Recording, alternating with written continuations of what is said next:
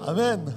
Eh oui, nous sommes bien dans sa présence. Merci Seigneur pour ces bons moments. Nous sommes dans ce mois de décembre avec cette thématique qui nous parle du prince de paix.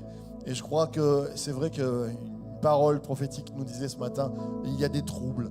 Et autour de nous, on ne compte plus les troubles, on ne compte plus les problématiques sur cette terre. Mais nous avons absolument, plus que jamais, besoin du prince de paix, Jésus. Et je crois que Noël, c'est la meilleure période pour rappeler que Jésus est venu pour amener la paix, pour nous bénir. On l'appellera conseiller, on l'appellera merveilleux, on l'appellera Père éternel, on l'appellera Fils de Dieu, on l'appellera Prince de la paix. Amen. Acclamons Jésus, notre Prince de la paix.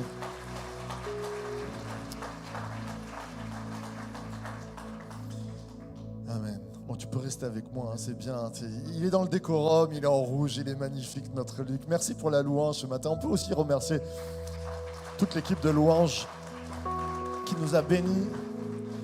On est en famille et c'est vrai qu'on travaille particulièrement sur ce mois de décembre parce qu'il est la dernière date, je crois, dans notre société laïque. La dernière date où il y a comme un souvenir lointain, comme un écho de la voix de Dieu dans notre société.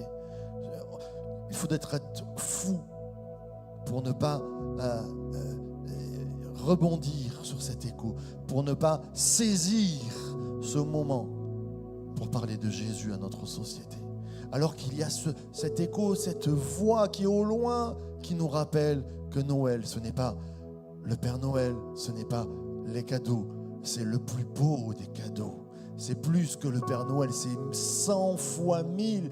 C'est une réalité, c'est Jésus, notre cadeau donné pour nous, pour toi, pour moi, pour l'humanité. Et ça, on doit le crier, on doit en parler. Alors, on a préparé avec l'équipe juste des prospectus qui vous seront remis à la sortie. Vous savez que le 24 décembre, c'est un dimanche. Ça tombe bien, c'est juste génial parce qu'on va faire une messe de Noël spécialement. Alors il y en a certains qui disent oh, qu'est-ce que c'est une messe, mais on n'a jamais appelé messe, qu'est-ce que c'est Alors c'est juste parce que quand vous allez voir quelqu'un que vous lui dites tu viens à notre culte de Noël, il comprend rien, il sait même pas ce que c'est un culte, il est à 100 millions de... Il a entendu vaguement par son arrière-grand-mère qu'elle allait aller à la messe, que c'était un moment le dimanche matin où on allait célébrer Jésus. Il y a des messes de Noël ou des messes de minuit. La messe, qu'est-ce que ça veut dire? Juste simplement, je voudrais te rappeler, ça a été donné par les pères de l'Église quand ils finissaient les célébrations, les cultes, les rassemblements du dimanche matin, ils disaient c'est la messe. Qu'est-ce que c'est? C'est la mission. Ça veut dire mission. Et je crois qu'on a une mission à Noël. C'est de faire passer le message et la lumière de Jésus. Alors oui, c'est une mission, c'est une messe de Noël où il va y avoir le 24 décembre à 10h, à partir de 9h, il y aura les chocolats chauds, bien sûr. Mais on va faire des chants traditionnels de Noël, une petite chorale qui sera là. Et en même temps, on passera le message de la venue de Jésus. Ça va être juste extraordinaire. C'est un moment où on peut inviter simplement. Après, on finira bien sûr les vins chauds, chocolat chaud. Toujours, c'est un moment où on va faire une place chaleureuse pour annoncer la lumière, la bonne nouvelle, la venue de Jésus.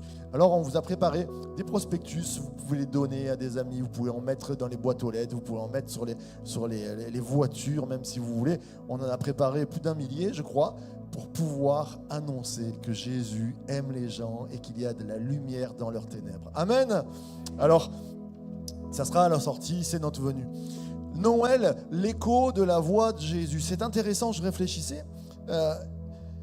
Quand les gens... On a tous perdu des personnes autour de nous.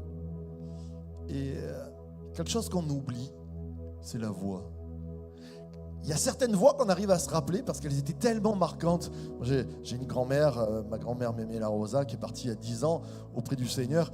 C'était une pied noire. Déjà, l'accent pied noir, ça se fait bien. Et puis, je l'entends encore ma parole. Mon fils, la vérité à Mémé, comme ça, les yeux dans les yeux. Je l'ai. Elle a tellement dit la vérité à la personne que j'étais qu'on est obligé de dire la vérité. Nous marchons dans la vérité à cause de Mémé La Rosa aussi. Mais il y a des voix qu'on oublie, des gens qui sont partis, des gens qu'on a aimés, des papas, des mamans, peut-être des personnes très proches, et parce qu'on ne les entend plus. On n'a peut-être pas d'enregistrement. Et c'est triste. Des fois, ça laisse une petite tristesse. Et en pensant à cela, je disais, Seigneur, ça fait quand même 2000 ans que tu es parti. Et quelquefois, nous n'avons plus l'écho de la voix de Jésus. Jésus, pour nombre d'entre notre population, est mort et sa voix est morte. Sa voix ne s'entend plus. Et je crois que l'Église doit rappeler que oui, Jésus est mort, mais Christ est ressuscité. Et que nous sommes la voix du Seigneur. Comme Jean-Baptiste était la voix du Seigneur pour annoncer, pour aplanir. Nous sommes l'Église de Christ. Et encore plus à Noël, nous répandons la voix du Seigneur. Par qui? Par le Saint-Esprit. Et on va le voir ensemble.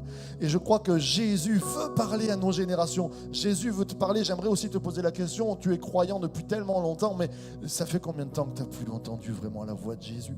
Est-ce que c'est un faible écho au loin? Tu te rappelles quand tu t'es converti, quand tu as donné ta vie à Jésus, quand il y a eu quelque chose, ça parlait à ton cœur, ça faisait vibrer ton âme, tu avais envie d'aller à l'église. Et puis aujourd'hui, qu'en est-il de cette vibration?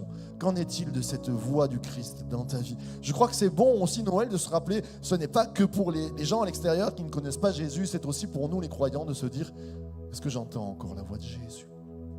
Est-ce que j'entends encore la voix du Prince de paix? J'aimerais lire avec vous un passage, on va se lever ensemble, qui est dans Jean 14, au verset 25. Ça va être affiché, je pense, si je ne m'abuse. Est-ce que c'est le cas? Je regarde là. Oui, ça va être affiché, on va le lire ensemble, sinon je vous le lis.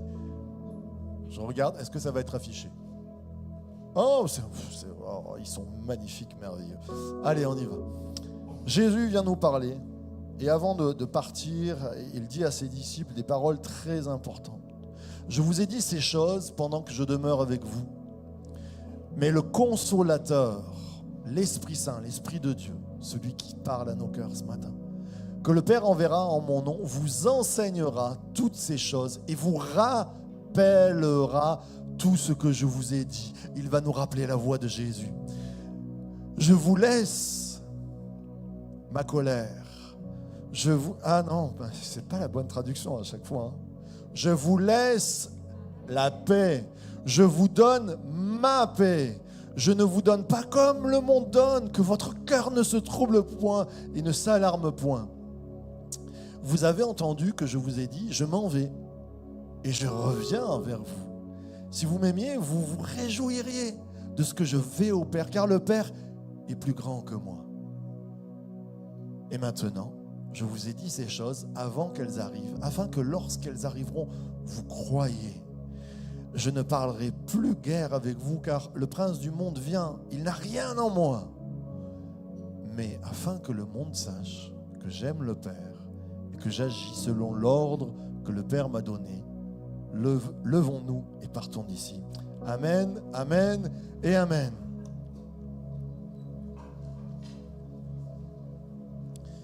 Il y a des moments dans la Bible où Jésus vient parler de la paix. Et il vient dire, je vous laisse ma paix, je vous donne ma paix. Mais on pourrait se dire, mais c'est ça, Marc, ça fait 2000 ans qu'il nous l'a dit. Il est parti, Jésus. Mais il a trouvé, un subterfuge. Il a trouvé un outil merveilleux. Il a trouvé un moyen de communiquer avec nous. C'est le Saint-Esprit. Qu'est-ce que le Saint-Esprit? Peut-être juste vous donner une définition. C'est Dieu qui vient en esprit. Et Jésus va dire, il vous est préférable que je parte, moi, fils de Dieu, pour que l'Esprit vienne. Et oui, c'était logique, parce que quand Jésus était à Jérusalem, il n'était pas à Bethléem. Et quand il était à Bethléem, il n'était pas en Chine. Et quand il n'était pas en Chine, il n'y est pas allé, mais il n'aurait pas été en France. Mais le Saint-Esprit de Dieu est celui qui parle ce matin à l'église Source de Vie. Et je sens sa présence, Dieu présent parmi nous. Il parle au cœur de Marco, il parle au cœur d'Alexandra, il parle au cœur de Valérie. Ce matin, il parle à nos cœurs comme il parle au cœur du petit Chinois qui se trouve loin de nous. Peut-être que des personnes qui sont en persécution, qui sont en prison. Le Saint-Esprit les visite ce matin. Saint-Esprit, c'est Dieu qui s'est rendu esprit. après l'incarnation du Christ et qui vient en nous en esprit. Quelque chose qui ne peut être arrêté par des murs, par des armes, par des chaînes. Rien ne peut arrêter l'écho de la voix de Dieu qui te rappelle la parole du Christ ce matin. Je suis ta paix, je te donne ma paix. J'aimerais entendre un applaudissement à ceux qui croient que nous avons la paix de Christ ce matin. Dieu est bon. Oh Saint-Esprit, Saint-Esprit est présent. Et il vient nous rappeler. Jésus a trouvé cette technique extraordinaire de communiquer avec nous. Non, tu n'es pas seul. C'est ça le message du Christ à Noël. Je pourrais m'arrêter là et vous dire, comprenez simplement que Jésus est présent par son esprit dans tous les moments de ta vie. Alors là, on se sent fort parce qu'on est ensemble, on est une équipe, mais demain, peut-être qu'au travail, ça sera plus dur. Peut-être face à des situations qui sont tellement compliquées, peut-être dans ton couple, dans ta famille, avec tes enfants, avec tes parents. Et même Noël te fait stresser peut-être. Pour toi, ce n'est pas forcément le meilleur moment de l'année parce qu'il y a des mauvais souvenirs ou peut-être qu'il y a des choses qui vont se préparer qui sont difficiles. Seigneur voudrait te dire, je suis avec toi. J'ai trouvé le moyen de communiquer avec toi pour le Saint-Esprit pour te laisser ma paix. Et j'aimerais qu'il n'y ait aucune personne qui parte ce matin avec des contrariétés dans sa vie. Le message de Jésus de Noël, c'est tu pars en paix. Ce matin, tu pars en paix. Oui, déjà à l'époque de Jésus, les disciples, quand il leur dit ça, ils vont passer un sale moment. Jésus va être crucifié. Comment tu vas avoir la paix quand Jésus, ton héros, va être crucifié? Comment tu vas avoir la... Mais il leur dit avant, il leur dit, à un moment donné, vous allez passer par des moments difficiles. Mais je reste et je demeure avec vous. Je suis avec vous tous les jours de votre vie jusqu'à la fin du monde. Peut-être que tu viens pour les premières fois, j'ai envie de te dire oui, ce n'est pas qu'un rêve, ce n'est pas qu'une belle histoire, ce n'est pas qu'un petit bébé dans la crèche. Amen, parce qu'il est venu en tant que bébé, parce qu'il est passé par toutes les étapes. Mais il est aussi mort et ressuscité. Parce qu'il est ressuscité, nous croyons en lui. Il est miraculé. Et je peux te dire, mon ami, qu'au quotidien, nous le vivons. La présence de Dieu qui donne sa paix. C'est pas juste, comme disait Karl Marx, la religion c'est l'opium du peuple. Il s'était trompé. L'opium, c'est de la drogue. L'opium, c'est quelque chose qui va te faire aller bien à un moment donné. Et puis quand il y a la redescente, quand tu n'as plus de drogue dans ton sang, il n'y a plus rien. C'est un bad trip, tu es mal, tu ne vas pas bien. Jésus ne s'en va pas. Et ce n'est pas une drogue, c'est une présence qui vient te parler à ta vie et qui te donne l'envie de vivre. Je crois que les croyants, on doit avoir l'envie de vivre. Et s'il n'y a plus l'envie de vivre ce matin, il faut dire Jésus, viens me redonner la paix, viens me redonner la joie. On doit être les personnes sur cette terre les plus vivantes du monde entier. C'est nous, c'est les croyants de source de vie, ça doit se savoir. Alors j'aimerais te parler de ce prince de la paix qui a été prophétisé par Isaïe 800 ans avant et qui est arrivé et il dit je viens te donner la paix. C'est le prince de la paix, je l'appelle cette paix parfaite. Il va dire je ne te donne pas la paix que le monde donne, je ne donne pas comme le monde. Et c'est vrai que quand on regarde, quand il y a des principes de paix, quand il y a des traités de paix, regardez Israël-Palestine, il y a eu des traités de paix. Waouh, on se demande à quoi ça sert qu'il y ait des traités de paix. On se demande, quand on regarde les paix qui sont annoncées, paix et sécurité sur la terre, on est d'accord que ça ne marche pas tout à fait. Quelquefois, il y a des personnes même qui vont dire « je viens en paix », mais on sait très bien qu'ils viennent pour combattre. Quand Jésus il nous dit « je vous laisse ma paix », il le précise bien. Parce qu'on a des mauvaises expériences, nous, dans notre vie. On nous a promis la paix, elle n'est pas arrivée. Et Jésus dit, je suis différent, je vais te donner une paix parfaite. C'est intéressant quelquefois notre façon de voir la vie et de nos échecs et de nos expériences. Par exemple, quand je parle de Père, que Dieu est un Père et Jésus va le dire, certains ont eu une expérience très négative avec le Père, alors on calque l'image du Père sur l'image de Dieu. J'aimerais te dire, Dieu est différent, c'est un papa différent, c'est un bon Père. Comme Jésus là ce matin quand il te dit, je t'amène la paix, je ne te donne pas une paix, je te donne ma paix, celle que nul ne peut t'enlever. Et combien c'est puissant, il nous laisse c'est intéressant, il aurait pu dire, je vous laisse la puissance. Nous, les charismatiques, on se dit, ah oui, la puissance, le feu, les miracles, je vous laisse la puissance. Amen. Il nous l'a laissé aussi. Il nous l'a donné. Ou il aurait pu dire, je vous laisse la richesse, Seigneur. On peut acheter des bâtiments, on peut bénir les pauvres, on a des millions de côté. Waouh, gloire à Dieu, donne-nous la richesse. Je vous laisse, non, je vous laisse ma paix. Seigneur, il n'y avait pas mieux. Non, il n'y a pas mieux que la paix. Vous savez qu'il y a des milliardaires qui essaient, à coup de médicaments, à coup de thérapie, des milliardaires, de se donner la paix. Je regardais encore dernièrement, puisque c'était l'anniversaire de la mort de Johnny Hallyday, ses enfants, il y a les enfants adoptés, il y a les enfants de sang, ils se sont déchirés sur un héritage. Et les enfants adoptés, c'était terrible cette phrase, c'était marqué en gros dans les journaux. On ne pardonnera jamais à David et à Laura. On ne pardonnera jamais. Je dis, ils ont des milliards qu'ils n'ont même pas travaillé. C'est papa qui a donné les milliards. Et ils se sont déchirés. Ils ont tout ce que la terre peut rêver. Et ils n'ont rien parce qu'ils n'ont pas la paix. Quand ils se couchent, ils sont dans la colère. Et la paix, Jésus sait très bien qu'il n'y a pas mieux que la paix. Ça vaut des milliards. Ça vaut plus que des milliards. Les riches ne peuvent pas se l'acheter. Et il nous a donné ce trésor fabuleux, un héritage. J'aime le psalmiste qui dit « Je me couche et je m'endors en paix ». Ça, c'est une promesse. Moi, des fois, j'ai eu des soucis dans ma vie. Ça m'arrive un petit peu. Et quand j'ai des soucis et que j'arrive pas à dormir, je m'arrête, je prends ma Bible, je prends ce psaume où je le récite et je dis « Je me couche ». C'est mon papa qui me l'a appris.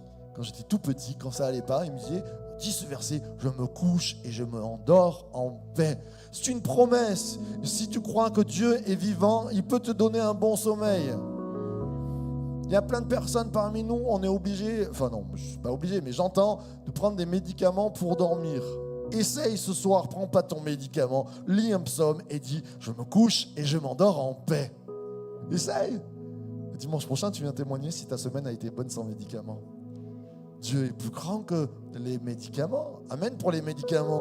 Mais je crois que le sommeil, s'il t'a donné la promesse de t'endormir en paix, tu peux dormir en paix. Qui c'est qui le croit ce matin? Amen. Moi, je le crois. Et je crois qu'au-delà des soucis, au-delà de tous nos problèmes, on peut dormir en paix parce que Jésus nous donne. Il nous a donné un héritage.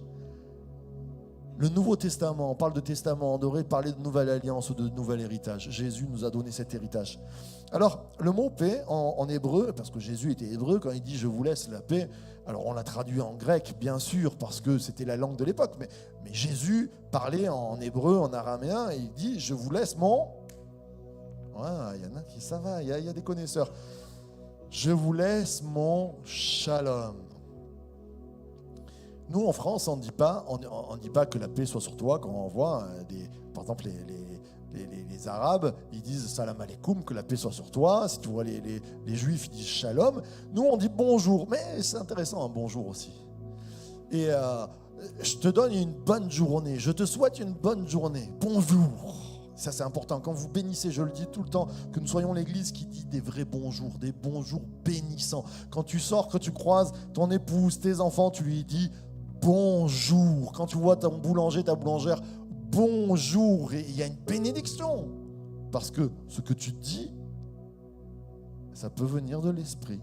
Et Dieu a créé le monde par sa parole. Tu as une parole bénissante pour les gens. Et là, quand il dit je vous laisse mon shalom, c'est pas je vous laisse qu'une bonne journée. Heureusement, il n'était pas français. Si Jésus avait dit je te laisse une bonne journée, on pourrait trembler, se dire c'est juste pour aujourd'hui, on est mal. Non, je vous laisse mon shalom. Shalom, bien sûr, c'est la racine de la paix, mais c'est aussi dans la même racine la complétude, ce qui est complet.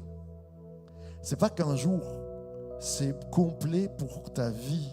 C'est pas qu'à un moment où tu te sens bien le dimanche matin et tu te dis je veux pas sortir de l'église parce que je suis trop bien, mais on va te mettre presque pas un coup de pied aux fesses, pardon l'expression, mais oui, parce que juste pour que tu expérimentes que quand tu passes la barrière, la paix qu'il y a ici, elle peut être complète dans la rue là-bas, elle peut être complète dans ta maison, elle peut être complète dans ton boulot, dans ton travail. Amen.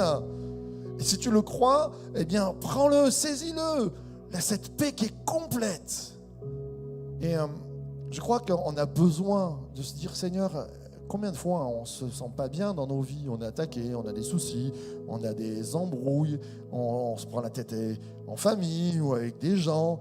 Et quand les gens sont proches, c'est encore plus dur parce que quand on s'aime, il y a des sentiments qui sont là. Seigneur, j'ai pas la paix dans mon cœur. Il y a un vide, il y a un manque. Donne-moi ta paix. Viens compléter ce qui ne va pas. On pourrait fermer les yeux ce matin, juste simplement, on va continuer la prédication, mais personne ne se regarde. Mais peut-être qu'il y a eu il y a des moments où vous passez, où vous vous sentez vide, ou alors il y a des meurtrissures dans vos cœurs. Juste lever la main devant Dieu et lui dire, j'ai besoin de ton shalom, j'ai besoin de ton complet, ta complétude ce matin. Seigneur, viens remplir ma vie, donne-moi ta paix. Que ceux qui ont besoin lèvent leurs mains et le Seigneur va leur donner. Vous allez le sentir dans vos cœurs comme un apaisement. Que la paix qui n'est suivie d'aucun chagrin, qui surpasse toute intelligence, soit sur celui qui demande à Dieu ce matin sa paix. Amen, amen et amen. Reçois la paix ce matin. C'est bon. Alors, le mot paix complet, je crois que bien sûr c'est une paix pour tout le temps, mais c'est une paix pour nous rebâtir dans nos incomplétudes, dans nos manques, là où peut-être on s'est raté, là où on n'a pas reçu l'amour d'un parent ou d'un conjoint, là où il y a du manque. La paix de Dieu, ce shalom, il vient saisir, remplir les zones de creux qui sont terribles comme des gouffres dans nos vies, comme des... Vous savez, quand un bateau coule, et il fait derrière lui une sorte de tourbillon. Et je suis descendant de marin, ça se voit pas parce que j'aime pas la mer, j'ai le mal de mer et tout ça, c'est terrible. Je sais pas les gènes ne sont pas passés. Mais je suis descendant d'un marin qui a fait la guerre avec les bateaux et tout ça. Et un jour, ils ont sauté sur une mine. Le bateau a sauté sur une mine, là, pas très loin, sur la Méditerranée. Et quand le bateau a coulé, et ça, c'est resté dans la famille. Moi, j'ai pas connu mon grand-père, mais on raconte l'histoire. Ça a fait un tourbillon énorme. Et beaucoup de marins ont été emportés par le tourbillon. Et mon grand-père, qui nageait très très bien, il a pu s'en sortir in extremis. Le tourbillon l'a pas pris. Quelquefois dans nos vies, tout va bien. On est sur le bateau et boum, ça explose. Bateau du couple, bateau peut-être de l'entreprise, bateau de la santé. Et quand ça coule, merci de couper les téléphones portables. Et quand ça coule, ça fait un tourbillon. Et on dirait que même notre vie est en train d'être entraînée vers le bas. Parce qu'il y a un vide qui se crée. Quand le vide se crée, quand le bateau coule, il y a un vide. Une poche d'air et ça attire. Et le Seigneur veut te dire ce matin qu'il veut remplir ce vide par son complétude de la paix. Il veut bénir ta vie ce matin. Il veut te rendre complet. Il veut remplir toutes les cases. Et tu peux te tourner vers ton voisin en lui disant, sans Jésus, il te manque une case.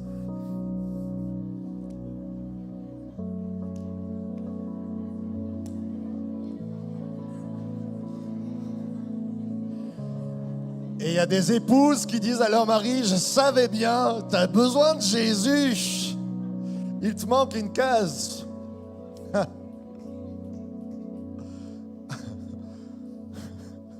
Comment ça? Il lui manque une case? Ah bon. Ce matin, même pour ceux qui manquent une case, quand on dit dans le sud, peut-être que certains... vous êtes d'origine étrangère et pas française, manquer une case, ça veut dire qu'à un moment donné dans le cerveau, il y a un truc qui va pas très bien. Eh bien, même pour ceux que ça va pas très bien dans le cerveau, on peut dire Jésus guérit aussi les cerveaux et nous donne d'aller de l'avant. Amen. Sans Jésus, il te manque une case. Quand vous regardez, c'est très intéressant, le manque de paix dans la Bible. Je me permets, puis-je couper la clim parce que là, je suis en train de surchauffer avec mon pull de Noël. Dans la Bible, à un moment donné, la première fois où l'homme manque de paix, c'est à la création. C'est juste après la création, il y a un moment où ils désobéissent, Adam et Ève, vous connaissez un peu l'histoire, vous mangez du fruit défendu, et puis Dieu les appelle. Et alors qu'il y avait une relation d'amour, papa-enfant, créateur, créature, quelque chose de magnifique, ils ont peur, il n'y a plus la paix.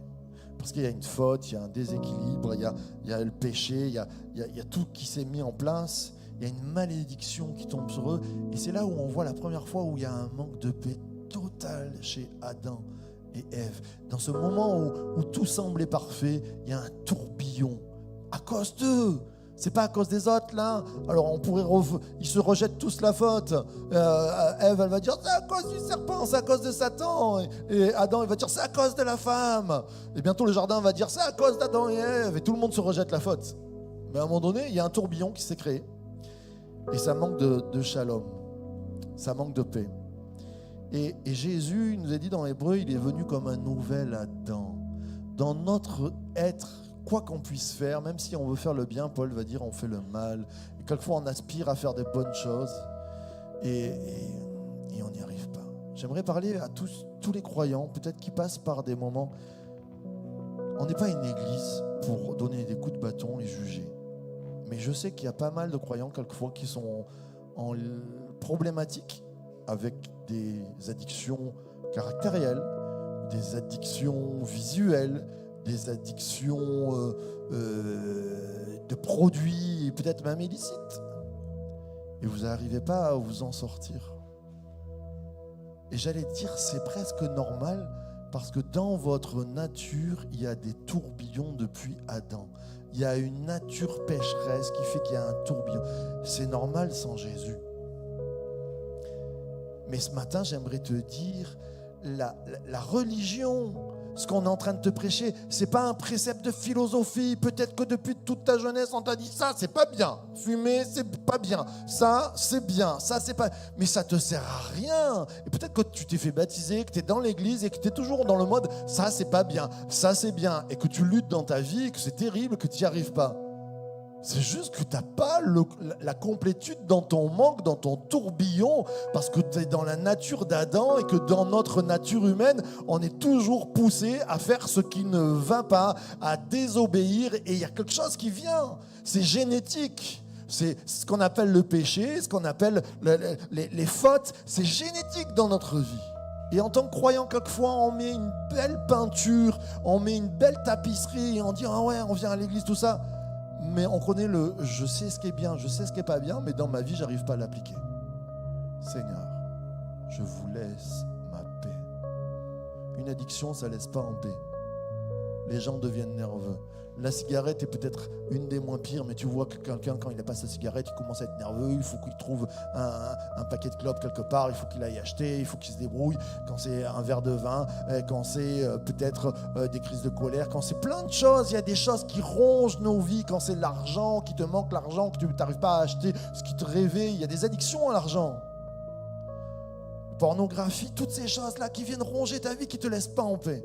Ce matin, le Dieu qui est Christ veut te dire, je t'ai aimé, je ne suis pas venu pour te juger.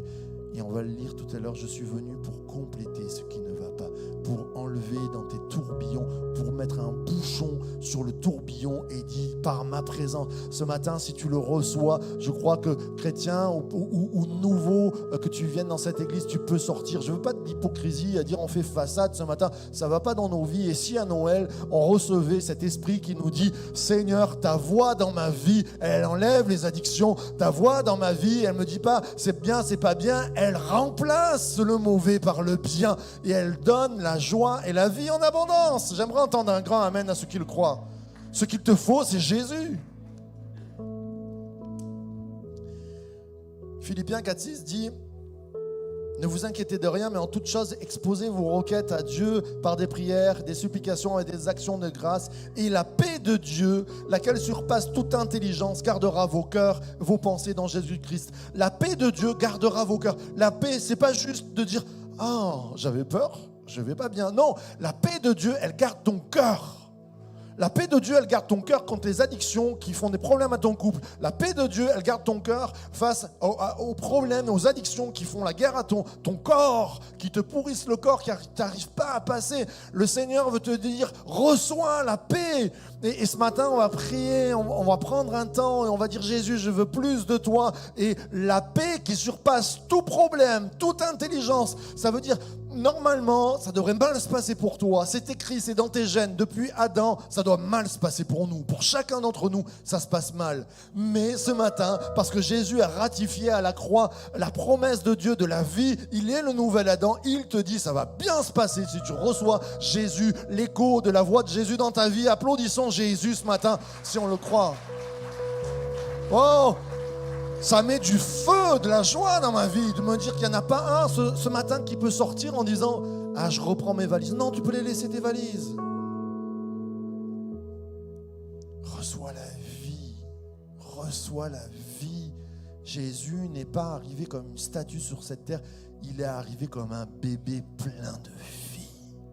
Il a été enfanté parce qu'il est la plus belle chose l'homme a essayé de tout refaire. Ce qu'il ne peut pas refaire, c'est créer la vie. Et Jésus est venu comme cet exemple parfait de la création de vie, l'enfantement. Ce matin, Jésus veut enfanter la paix en toi. Amen. Alors, il est le prince de la paix parfaite. Et il est aussi ce prince de la réconciliation. De la paix et de la réconciliation. Peut-être qu'on est fâché avec Dieu. Et ça nous arrive.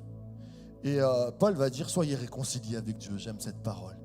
Peut-être que tu es venu à l'église et que tu te dis, non mais regarde les guerres, Marc. Ou peut-être j'ai perdu mes parents tôt. Ou peut-être que j'ai perdu des gens et ma vie, elle ne s'est pas passée. Et tu es en guerre face à Dieu et tu crois que c'est Dieu ton problème. Alors que Dieu n'est pas ton problème, il veut être ton aide.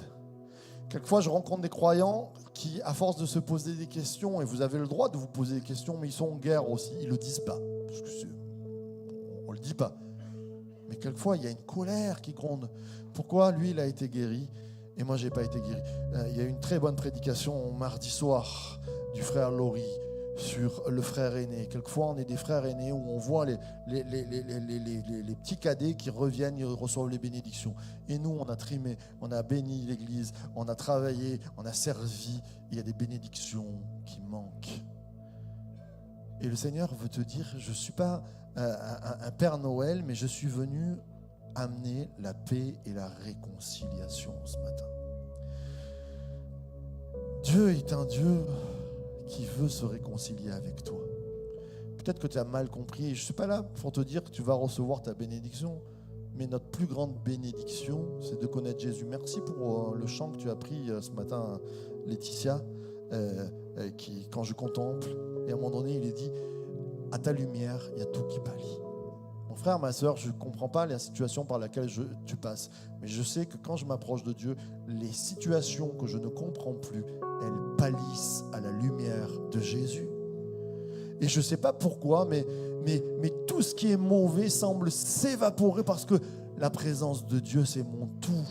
Et quand il nous dit, je vous laisse ma paix, je vous donne ma paix par le Saint-Esprit, quand tu t'approches de Dieu par le Saint-Esprit, expérimente cette paix, cette lumière qui surpasse toute autre chose. Je crois que c'est important qu'on puisse le réaliser. Combien dans ma vie, quelquefois, on est passé par des soucis avec mon épouse, mais quand tu te mets à adorer, tu te dis Jésus, au-delà des problèmes financiers, au-delà des problèmes de travail, au-delà des problèmes qui peuvent être familiaux, le Seigneur vient mettre sa paix. Que ce matin, vous puissiez recevoir cette paix, cette réconciliation. Dans 2 Corinthiens 5,19, il nous est dit, car Dieu était en Christ, réconciliant le monde avec lui-même, en n'imputant point aux hommes leur offense, et il a mis en nous la parole de réconciliation. Je crois que Dieu met en la parole de source de vie, on est la parole de Dieu aussi, et on réconcilie, on proclame, on n'est pas la parole de Dieu, mais on proclame la parole de Dieu de réconciliation. Et ce matin, on veut dire à chacun d'entre nous, il y a de la réconciliation. C'est beau quand il y a de la réconciliation. Eh bien, Dieu veut faire ça entre toi et lui, entre lui et les hommes aussi et femmes qui sont autour de chez nous. On proclame, quand tu vas donner ce prospectus, que tu vas dire, viens, il y a un spectacle, enfin il y a des chants, mais il y a l'annonce de quelque chose de bon dans ce spectacle. Dans ce moment de chant, dans ce moment d'annonce de l'évangile, il y a la lumière, il y a la réconciliation, il n'y a rien de mieux que la réconciliation. Et on veut s'attendre à cela. C'est intéressant dans les versets qu'on a lus au début, Jésus, il y a un verset un peu obscur dans le texte qu'on a lu tout à l'heure, il dit « Car le prince de ce monde vient, ou le dominateur de ce monde, ce n'est pas qu'il ait une prise sur moi, mais il faut que les hommes de ce monde reconnaisse que j'aime le Père, que j'agis conformément à ce qu'il m'a ordonné. C'est le texte qu'on a lu au début. Car le prince de ce monde vient. C'est intéressant, on prêche le prince de paix et Jésus dit il y a un prince du monde. C'est prince contre prince.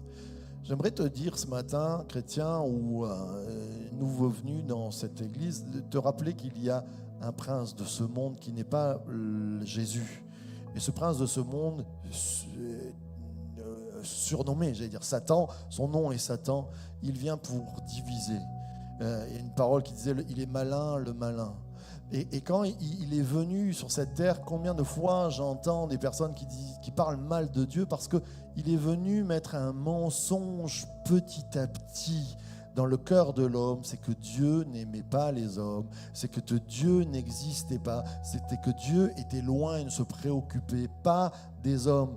Et quand Jésus dit, le prince de ce monde vient, mais il n'a pas de prise sur moi, il n'a pas de prise sur mon message. Si ce matin, juste tu donnes une seconde d'écoute à Jésus, tu vas changer parce que dans ton cœur, tu vas sentir la paix que Jésus amène. Et le cri de Jésus jusqu'à la croix, c'est cette réconciliation. C'est dire, il y a un menteur, et ce menteur, c'est Satan, qui te fait croire que Dieu ne t'aime pas, mais Dieu t'aime. Qui te fait croire que Dieu ne peut pas agir dans ta vie, mais Dieu agit dans ta vie si tu le désires ce matin. Qu'il te fait croire que Dieu a fait toutes les guerres et il te dit non, ça c'est le prince du monde qui fait ça. Jésus est venu amener la paix. Ce matin, qu'on puisse le recevoir, qu'on puisse le comprendre. Prince contre prince, mais il a déjà perdu d'avance. Et puis Jésus va dire, mais il faut que ce monde reconnaisse que j'aime le Père et que j'agis conformément à ce qu'il m'a ordonné. L'ordonnance de Dieu le Père face à Jésus était une seule chose, mais la chose la plus terrible qu'il pouvait demander, c'était la croix. Et la croix, c'est rappeler aussi à Noël que Jésus est venu mourir pour nous, que Jésus s'est crucifié pour nous, que Jésus a donné sa vie pour nous, pour que nous soyons libres. Mon ami, ça fait peut-être 40 ans que tu es chrétien, mais peut-être qu'on oublie le prix du Christ, de cet ordre divin. Le Père qui dit, vas-y, il n'y a que ce moyen pour les sauver. Et j'aime entendre Jésus dire, Satan n'a pas de prise sur ce que je vais faire. Parce que Satan a cru tuer Jésus, a cru démolir tout ce que le Père avait fait, mais le héros de Dieu qui était Christ, lui, il a battu tous les records parce qu'il est ressuscité, parce qu'il guérit encore aujourd'hui, parce qu'il bat le record de l'amour. Quand il n'y a plus du tout d'amour dans un cœur, il peut le remplir. Quand un cœur est passé en morceaux à la moulinette, il dit, je suis venu guérir les cœurs brisés. C'est le champion du monde pour recoller les cœurs, pour les reconstruire, pour donner la vie. Attends-toi à Jésus ce matin. J'aimerais entendre une acclamation à ceux qui croient que Jésus guérit les cœurs. Alors ce matin, je termine en disant, entends sa voix, entends l'écho de sa voix. On a perdu des gens peut-être autour de nous qu'on aimait beaucoup et on n'entend plus leur voix, mais Jésus a trouvé ce moyen de communiquer avec nous, même s'il n'est pas là présent, il est présent par son esprit. C'est comme un téléphone en plein air où Jésus parle, non pas forcément à nos oreilles, mais à nos cœurs. J'aimerais qu'on puisse se lever ensemble ce matin.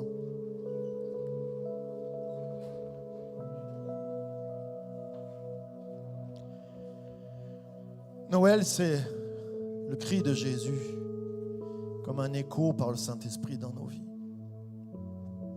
Un jour, un papa, non, c'était pas un papa, c'était un responsable, un chef militaire. Il avait un serviteur malade qu'il aimait particulièrement. Et il va voir Jésus, il lui dit, mon serviteur est malade.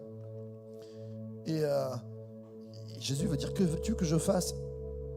Dis seulement un mot et mon serviteur sera guéri. Ce matin, je suis là pour te dire un seul mot, alors que tu ouvres ton cœur et ton oreille, l'oreille de ton âme à Jésus. Un seul mot et tu es guéri. Un seul mot et ton couple redémarre. Un seul mot et ton cœur est reconstruit. Un seul mot et tu retrouves la paix, la vie en Jésus. Ce matin, comme ce serviteur, je voudrais dire, Seigneur, donne-nous cette foi d'un seul mot de toi. Alors que nous sommes devant Dieu, je ne sais pas quels sont les troubles dans ta vie, mais on va prier ensemble. Parce que l'Église Source de Vie veut que ce soit Noël complètement pour toi. C'est-à-dire, Noël, ça veut dire la naissance de quelque chose dans ta vie. Ça fait peut-être longtemps que tu es chrétien, tu as besoin d'une renaissance. Ça fait peut-être la première fois que tu viens, tu as besoin d'une nouvelle naissance dans ta vie. Un seul mot et tu guéris. Ce matin, on est devant Dieu. On ferme les yeux. On est dans une intimité. Je vais te demander de lever la main vers Dieu si tu as besoin qu'il bouche un tourbillon dans ta vie, un creux qui est en train de détruire toute chose. Je vais te demander de lever ta main si tu as besoin d'un mot sur ta vie de la part de Dieu pour guérir, pour reconstruire, pour donner de l'espérance, pour réparer. Je suis le premier à lever la main aussi devant Dieu parce que j'ai besoin dans ma vie. Peut-être que tu as un besoin face à une situation complexe, peut-être à une addiction. Quand tu lèves ta main, c'est comme si tu dis Jésus, un seul mot de toi. Un seul mot de toi. Notre Père, nous sommes devant toi. Merci pour ce souvenir, cet écho de ta voix qui vient jusqu'à nous, qui nous dit que tu nous aimes. Merci pour ce passage qui nous dit « Je vous laisse ma paix, je vous donne ma paix ». Merci pour ta paix qui surpasse toute intelligence. Seigneur, nous avons besoin de toi. Et nous levons nos mains devant toi ce matin parce qu'on a besoin de toi. Dans les cases les plus précises de nos vies, peut-être certains ce sont des addictions, peut-être certains ce sont des tourbillons, peut-être certains ce sont des reconstructions. Jésus, j'ai besoin de toi ce matin. Merci pour ce que tu fais. Dans tout ce que tu es fait, tu es parfait. Nous levons nos mains devant toi en disant Seigneur, viens agir. Ce matin, tu as peut-être besoin d'être soutenu dans la prière et il nous est dit que imposer les mains aux malades et les malades seront guéris et on veut accomplir la parole, on veut proclamer la parole de Dieu mais on veut l'accomplir aussi. Tu es malade ce matin, un seul mot que nous allons dire ensemble, Jésus, on a besoin de toi, tu viens sur le devant, on va prier pour toi, tu vas être guéri, amen, je le crois.